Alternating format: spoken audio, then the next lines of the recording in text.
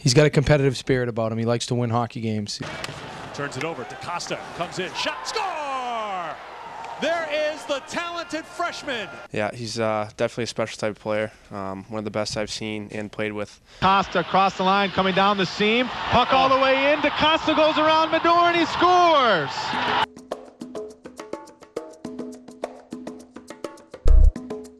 First, I played with the national team, the French national team, under 18, and I had a good tournament. So I had a family advisor that talked to me and told me to go to the U.S. because the level of hockey is better.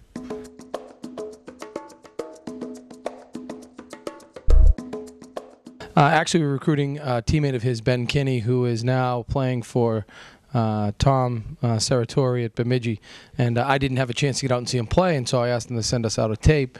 So I'm sitting there watching the tape with both assistant coaches, and I didn't know what number Ben was. It ends up Ben was number 16, but I was watching number 24 thinking, it'd be nice if Ben was number 24, and asked the coach. He said, no, he's number 16. I said, geez, he's a good player.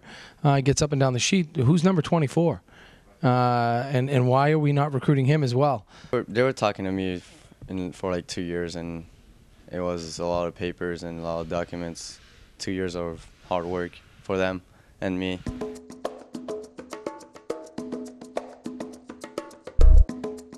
It was kind of tough to see the 2 games like from the stands because I couldn't help the team, and that's all I wanted to do is go on the ice and help them. I remember Glenn Hoffman coming down and a couple other people and letting him know that he was eligible, and everyone was really happy to get him a part of our Merrimack family. And instead of just telling me, they told the whole team. I've never seen a reaction like this in my life. They were applauding. They were thrilled. I think they knew what having his skill set and his abilities in our lineup meant to our team. Also, they felt for him. They know how hard he's worked to get himself to this point.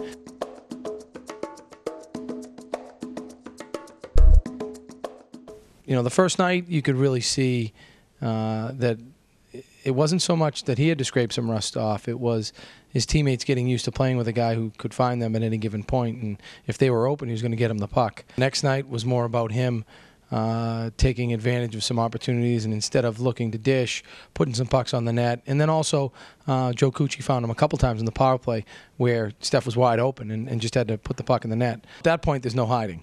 I came in on Monday, and if not every NHL team, a majority of the guys that I know in the NHL had left me voicemails.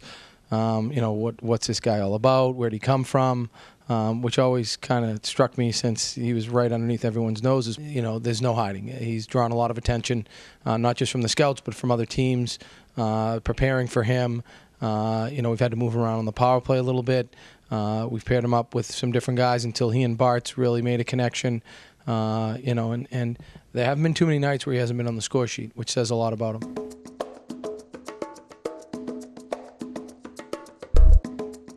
They work a lot. They work hard for me. My line, I guess. Me and Barton, we know where to find each other on the ice. We have a connection, I guess.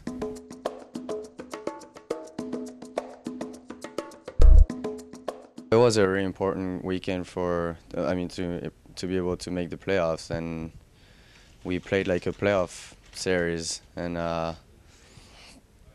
we came out strong, played strong the whole game, 60 minutes, 125 minutes, and we just kept going, play as a team, play hard. We have to play like that because we know how important these points are at the end of the season, and to get into playoffs, it's something we haven't done in a long time. So it's something we embrace, and we're really excited and looking forward to it. It's funny because we put him back on the point when we pulled the goalie, and the thought was he'll have a little bit more time and space if we get it back to him. The puck never got back to him, so we tied the game, and he was on the ice and didn't have a helper.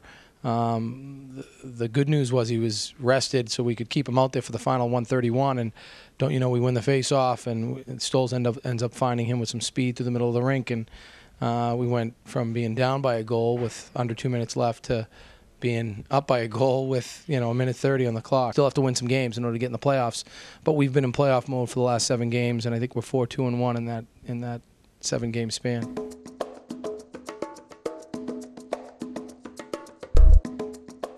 Well, I thought he was going to come at the end of the month, but he surprised me and came earlier on Friday night.